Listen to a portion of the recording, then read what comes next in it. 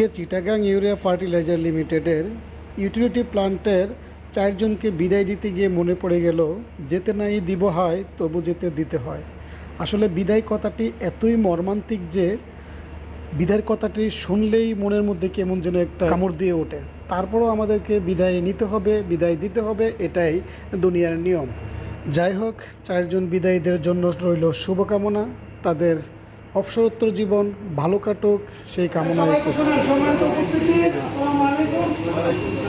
সময় কম, আমরা আসলে নির্ধারিত করবো না।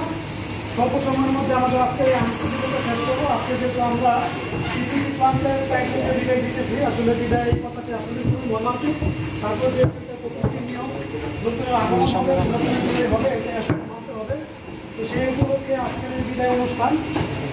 তো আসলে না বললে নয়, দীর্ঘদিন ওনার সাথে আমরা কাজ করেছি, অনেক স্মৃতি জড়িত।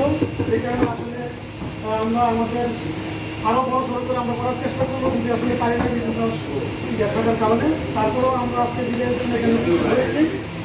তো দেখেন, যদি স্পেসিফিক করে বলতে গেলে আমাদের মধ্যে শেয়ার করেছে, আমরা এখান থেকে অনেক কিছু শিখতে পেরেছি, উপকৃত হতে পেরেছি।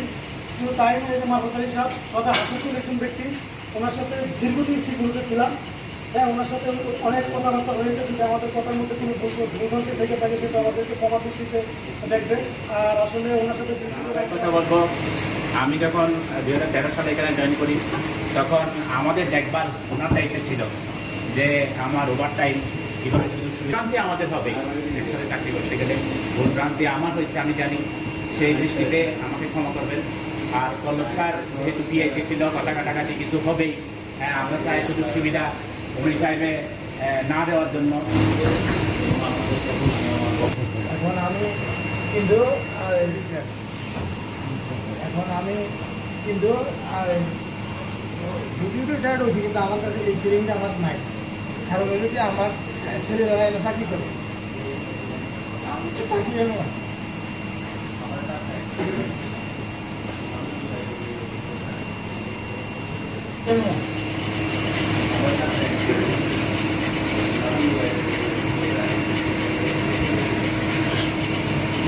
আপনাদের রাখ ভাই, কন্ট্রোল করেন, সবাই বিদায় নিতে হবে।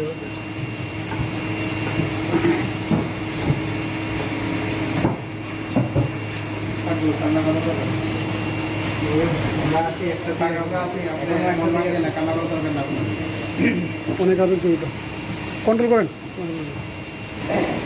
যদি কোনো ভুল ত্রুটি করতে থাকে তাহলে মাফ করে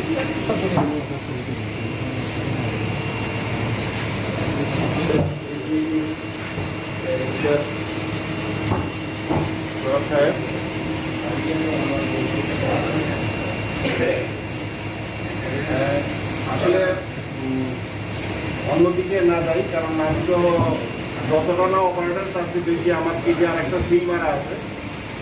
আমি কথাবার্তা বললে তো ওই লাইনে চলে যাবে। চাকরি ঘর বাড়ি না, কিন্তু চাকরি কিন্তু আসলে সব। একটা পুরুষ মানুষের জীবনটা আবর্তিত হয় তার অর্থনীতিকে কেন্দ্র করে, এবং আমাদের এই অর্থনৈতিক বুনিয়াদ কিন্তু এই চাকরিটা। এইখানে এমন যে আমার সহকর্মী মাহফুজ আলী, তার ভিতরে সে যেটা বললো যে তার ভিতরে এই অনুভূতি আসে কিন্তু তার চাকরি শেষ হয়ে গেছে। আসলে এইরকম একটা ফিলিংস থাকা উচিত আমাদের ভিতরে। বহুবিধ কারণে এইভাবে যেন একে অপরের সাথে একাত্ম হতে পারি না, এবং তার বহুবিধ কারণ থাকলেও এইটা কিন্তু একটা রিলেটিভ। আমরা যদি মানুষের যাওয়া আসাটাকে একটা উদ্দেশ্য করতাম, ছোট আকারে হোক বড় আকারে হোক, এবং রীতিমতো কন্ট্রোল রুমে না, কন্ট্রোল রুম এটা দরকার। কারণ রোজগার না, এটার সাথে কিন্তু আমাদের জীবন মরণের প্রশ্নটা জড়িত থাকে। আমরা যে ক্যামেরা চাকরি থাকি, চাকরি শেষ করার পরেও আরো 2 মাস কাটাই দিলাম। আবার অনেক সহকর্মী বড় বাড়ি আরো একটা টাকা লাগবে।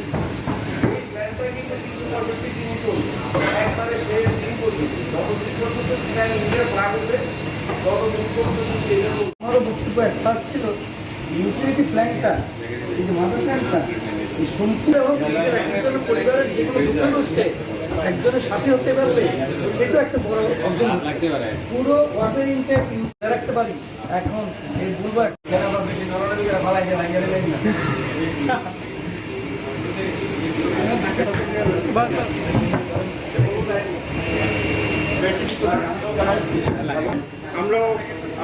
আমরা তাদের অনুগামী হিসেবে এই তাদের এইটা যারা বিদায়